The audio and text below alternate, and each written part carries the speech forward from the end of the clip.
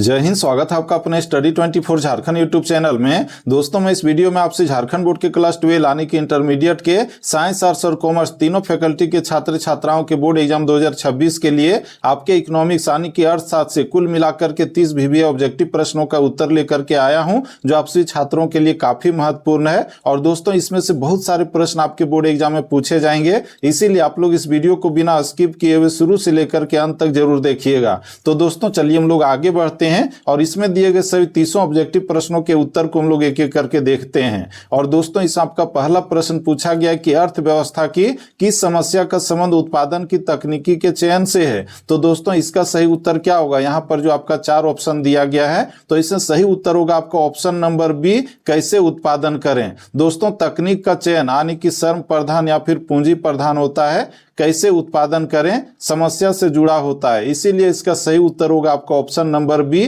कैसे उत्पादन करें। इसका दोस्तों आपका दूसरा प्रश्न है कि अन्य बातें समान रहने पर साधनों की कीमतों के बढ़ने से संतुलन कीमत पर क्या प्रभाव होगा। यहाँ जो प्रश्न पूछा गया है कि अन्य बातें समान रहने पर साधनों की कीमतों के बढ़ने से संतुलन कीमत पर क्या प्रभाव होगा। तो दोस्तों, इसका जो सही उत्तर होगा आपका ऑप्शन नंबर ये होगा, यानी कि संतुलन कीमत बढ़ेगी। दोस्तों, साधनों की कीमत बढ़ने से उत्पादन लागत बढ़ती है और पूर्ति घटती है और कीमत बढ़ जाती है। तो इस तरह से इसका जो सही उत्तर होगा आपका ऑप्शन नंबर ये होगा, संतुलन कीमत बढ़ेगी। इसका दोस्तों आपका तीसरा प्रश्न है कि फर्म का अंतिम संतुलन दशा में क्या होता है। तो दोस्तों, यहां पर जो आपका 4 ऑप्शन दिया गया है, तो इसका सही उत्तर होगा आपका ऑप्शन नंबर बी, यानी कि MC वक्र MR को नीचे से काटता है। दोस्तों, संतुलन के लिए MC बराबर MR तथा MC वक्र का MR को नीचे से काटना आवश्यक है। तो इस तरह से हम लोगों ने इस प्रश्न के उत्तर को भी देखा। इसका दोस्तों आपका चौथा प्रश्न है कि अति अल्प काल में पूर्ति होगी, क्या होगी।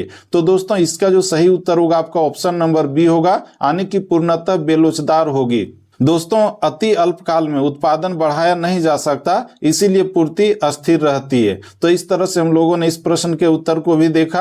इसका बाद आपका 5वां प्रश्न है कि एक सरल रेखा मांग वक्र के मध्य बिंदु पर मांग की कीमत लोच होती है, इसका सही उत्तर क्या होगा। तो दोस्तों, इसका सही उत्तर होगा आपका ऑप्शन नंबर बी 1। दोस्तों, सीधी रेखा मांग वक्र के मध्य बिंदु पर लोच बराबर 1 होती है, इसीलिए इसका सही उत्तर हो गया आपका ऑप्शन नंबर बी 1। इसका दोस्तों आपका 6ठा प्रश्न है कि यदि किसी वस्तु की बाजार मांग तथा बाजार पूर्ति क्रमशः D और S है, तो बाजार संतुलन को किस स्थिति से दर्शाया जा सकता है। तो दोस्तों, इसका जो सही उत्तर होगा आपका ऑप्शन नंबर डी होगा, यानी कि इनमें से सभी। दोस्तों, D बराबर S, D माइनस S बराबर 0 और D बटे S बराबर 1, ये तीनों ऑप्शन आपका सही है, इसीलिए इसका सही उत्तर होगा आपका ऑप्शन नंबर डी, इनमें से सभी। और दोस्तों, तीनों स्थितियां बताती है कि मांग बराबर पूर्ति, यही संतुलन है। इसका दोस्तों आपका 7वां प्रश्न है कि साम्य कीमत का निर्धारण निम्न में किसके द्वारा स्थापित होता है। तो दोस्तों, इसका सही उत्तर क्या होगा? इसका सही उत्तर होगा आपका ऑप्शन नंबर सी, यानी कि य और ब दोनों, मांग और पूर्ति दोनों। और दोस्तों, कीमत का निर्धारण मांग और पूर्ति दोनों के पारस्परिक प्रभाव से होता है। इसका दोस्तों आपका 8वां प्रश्न है कि फर्मों के मुक्त प्रवेश तथा निकास की स्थिति में बाजार कीमत सदैव के बराबर होती है, क्या होगा। तो इसका जो सही उत्तर होगा आपका ऑप्शन नंबर सी होगा, न्यूनतम औसत लागत। दोस्तों, पूर्ण प्रतियोगिता में दीर्घकाल में P बराबर न्यूनतम AC होती है, इसीलिए इसका सही उत्तर होगा आपका ऑप्शन नंबर सी, न्यूनतम औसत लागत।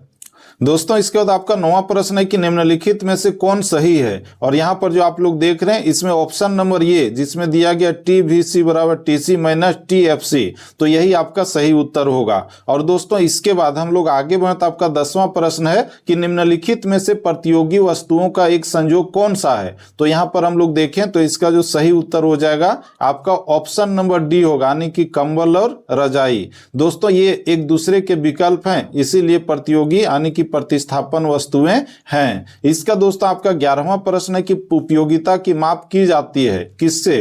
तो इसका जो सही उत्तर होगा आपका ऑप्शन नंबर ये होगा, मुद्रा के द्वारा। कार्डिनल सिद्धांत के अनुसार उपयोगिता को धन में मापा जा सकता है, यानी कि मुद्रा के द्वारा। इसका दोस्तों आपका 12वां प्रश्न है कि उत्पादन संभावना वक्र का ढाल गिरता है, किधर गिरता है। तो बाएं से दाएं की ओर। अवसर लागत बढ़ने के कारण PPC बाएं से दाएं गिरता है। इसका दोस्तों आपका 13वां प्रश्न है कि तटस्थता वक्र का झुकाव होता है किधर।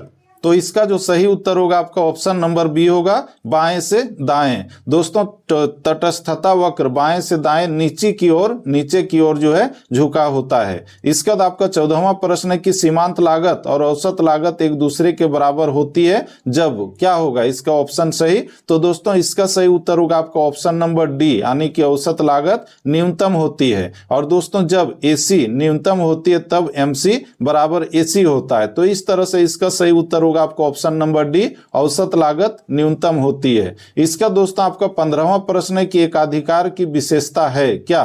तो इसका जो सही उत्तर होगा आपका ऑप्शन नंबर सी होगा, एक विक्रेता तथा अधिक क्रेता।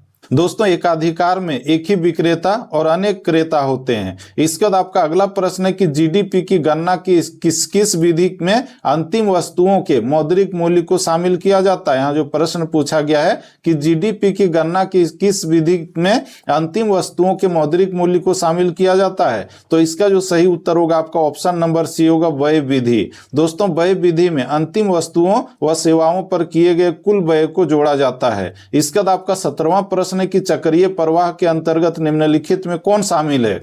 तो इसका जो सही उत्तर होगा आपका ऑप्शन नंबर सी होगा, ए और बी दोनों। दोस्तों यहाँ पर जो दिया गया ए में वास्तविक प्रवाह, ये भी सही है, और बी में दिया गया मौद्रिक प्रवाह, और ये भी सही है। यानी कि चक्रीय प्रवाह में वस्तुओं सेवाओं का वास्तविक प्रवाह और धन का मौद्रिक प्रवाह दोनों शामिल होते हैं। इसका दोस्तों आपका अगला प्रश्न है कि गुणक को निम्नलिखित में किस सूत्र द्वारा व्यक्त किया जाता है। तो दोस्तों इसका जो सही उत्तर होगा आपका ऑप्शन नंबर बी होगा, यानी कि के बराबर जो हम लोग देख रहे हैं यही आपका सही उत्तर होगा, यानी कि गुणक बराबर आय में परिवर्तन बटे निवेश में परिवर्तन। तो दोस्तों इस तरह से हम लोगों ने 18वें प्रश्न के उत्तर को देखा। इसके बाद आपका 19वां प्रश्न है कि निम्नलिखित में किसके अनुसार मुद्रा वह है जो मुद्रा का कार्य करे।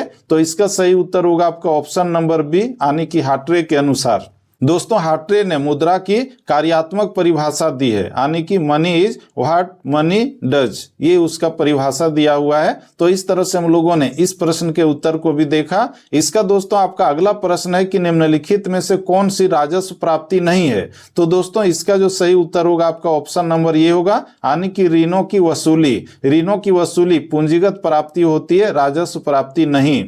इसका दोस्तों आपका 21वां प्रश्न है कि भुगतान संतुलन की निम्नलिखित में कौन सी विशेषताएं हैं। तो इसका सही उत्तर होगा आपका ऑप्शन नंबर डी हो जाएगा, यानी कि आपका जो दिया हुआ ए, बी और सी तीनों ऑप्शन सही है, यानी कि क्रमबद्ध लेखा रिकॉर्ड, निश्चित समय अवधि और व्यापकता। इसीलिए दोस्तों इसका सही उत्तर हो गया आपका ऑप्शन नंबर डी, इनमें से सभी। इसका दोस्तों आपका 22वां प्रश्न है कि निम्न में से किस परिस्थिति में मुद्रा की पूर्ति में कमी हो सकती है। तो इसका सही उत्तर क्या होगा। इसका सही उत्तर होगा आपका ऑप्शन नंबर बी, यानी कि नगद आरक्षित अनुपात, यानी कि सीआरआर में वृद्धि। इसका दोस्तों आपका अगला प्रश्न है कि राजस्व व्यय एवं राजस्व प्राप्तियों के अंतर को क्या कहा जाता है। यहाँ जो प्रश्न पूछा गया है कि राजस्व व्यय एवं राजस्व प्राप्तियों के अंतर को क्या कहा जाता है। तो इसका सही उत्तर होगा ऑप्शन नंबर बी, यानी कि राजस्व घाटा। दोस्तों जब राजस्व व्यय बड़ा होता है, राजस्व प्राप्ति छोटा, तो उसे राजस्व घाटा कहते हैं। इसका दोस्तों आपका अगला प्रश्न है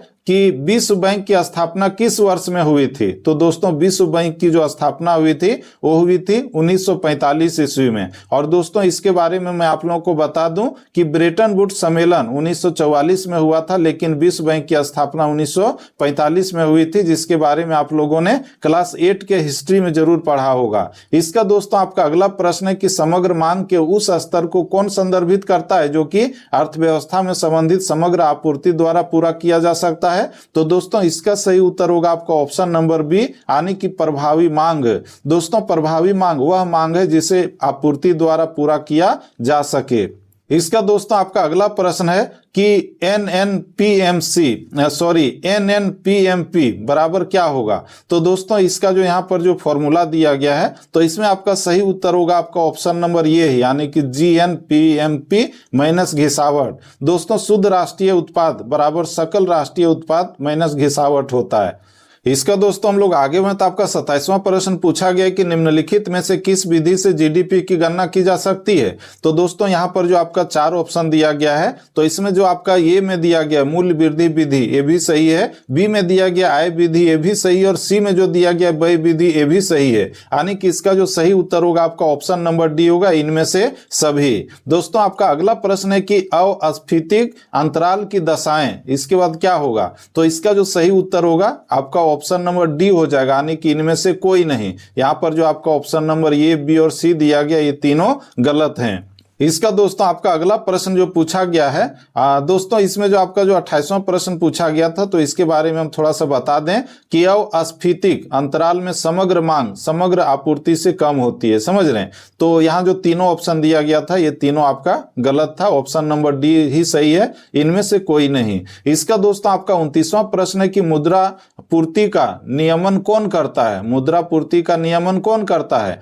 तो दोस्तों इसका जो सही उत्तर होगा, यहाँ पर जो आपका 4 ऑप्शन दिया गया है, भारत सरकार, रिजर्व बैंक ऑफ इंडिया, वाणिज्यिक बैंक, योजना आयोग। तो इसका जो सही उत्तर होगा आपका option number B, Reserve Bank of India, यानी कि आरबीआई देश का केंद्रीय बैंक है जो मुद्रा आपूर्ति को नियंत्रित करता है। इसका दोस्तों आपका 30वां प्रश्न है कि निम्न में से कौन सा प्राथमिक घाटे का सही माप है। तो दोस्तों यहां पर जो आपका 4 ऑप्शन दिया गया है, तो इसमें जो सही उत्तर होगा आपका ऑप्शन नंबर सी होगा, यानी कि राजकोषीय घाटा माइनस ब्याज का भुगतान।